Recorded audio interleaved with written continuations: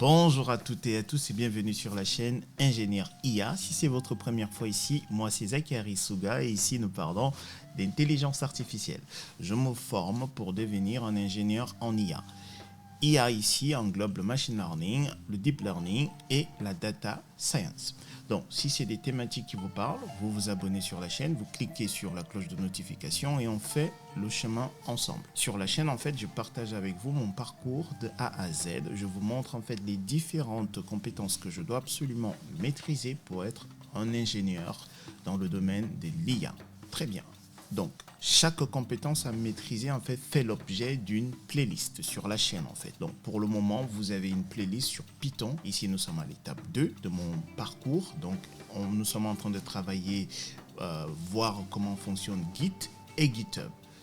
Très bien. Donc, dans la précédente vidéo, dans les deux précédentes vidéos, on a vu comment initialiser notre repo. On a vu comment faire en sorte qu'un fichier soit surveillé par Git. Mais j'ai une question. Comment on sait réellement que nos fichiers sont surveillés? Donc, c'est ce qu'on va voir là aujourd'hui. Donc, ici, on va faire le ménage. Donc, je vais faire clear. OK.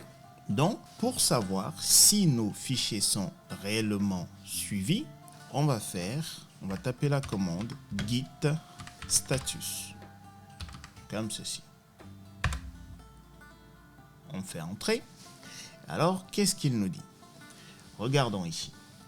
Il nous dit, ici, on branch master. Je vous ai dit qu'en fait, on en reparlera de cette histoire de branche-là. Donc, pour le moment, il nous dit, c'est sur la branche master. On verra un peu plus tard c'est quoi. Et il nous dit, not commit yet. Pas encore committé, pas encore validé, si vous voulez. Et il nous dit changes to be committed. Et là, il va nous dire ce fichier-là. Notre fichier, si vous vous souvenez, new file test.py. Alors, dans ce fichier-là, on ne lui a pas demandé pour le moment de créer des versions. On n'a pas le versionning de notre fichier. C'est pas la version 1. En fait, pour le moment, on ne sait pas si c'est la version 1, si c'est la version 2, si c'est la version 3. Très bien. Raison pour laquelle il met ce message ici, changes to be committed. On n'a pas encore créé de version. OK. J'ai une question.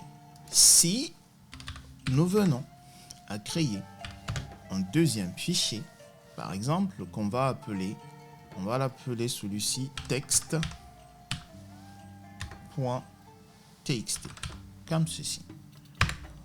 Je fais entrer. Si je fais ls, du coup, j'ai mes deux fichiers, test.py et text.txt. Regardez.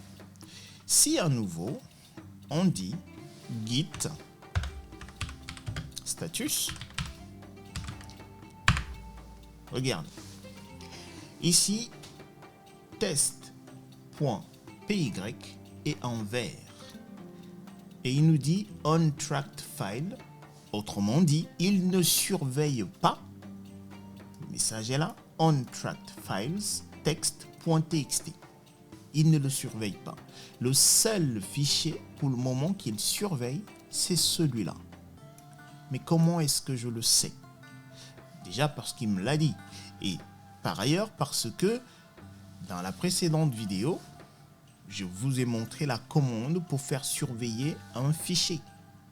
Donc, on va faire la même chose avec le fichier text.txt. Je veux que lui également, ce fichier-là, soit surveillé. Donc, comment on fait? C'est git add nom du fichier text.txt. Je fais entrer. Maintenant, si je fais un nouveau git status, regardez, boum, vous voyez, ici, avant, c'était en rouge, untracked field. Maintenant, regardez, il est passé en vert également. Et là, ils nous disent changes to be committed. Là, mes deux fichiers sont surveillés. Ok, voici ce que je voulais partager avec vous. J'espère que c'est clair. Si vous voulez qu'un fichier soit surveillé par Git, c'est la commande git add nom du fichier. Si vous voulez connaître en fait l'état ou bien le statut de vos fichiers, c'est git status. Et si vous voulez initialiser un repo, c'est git init. Très bien. Je pense que j'ai été clair. Si tel n'est pas le cas, comme d'habitude, vous avez la section commentaires, vous me posez des questions et je répondrai. Portez-vous bien et je vous dis à la prochaine vidéo. Peace.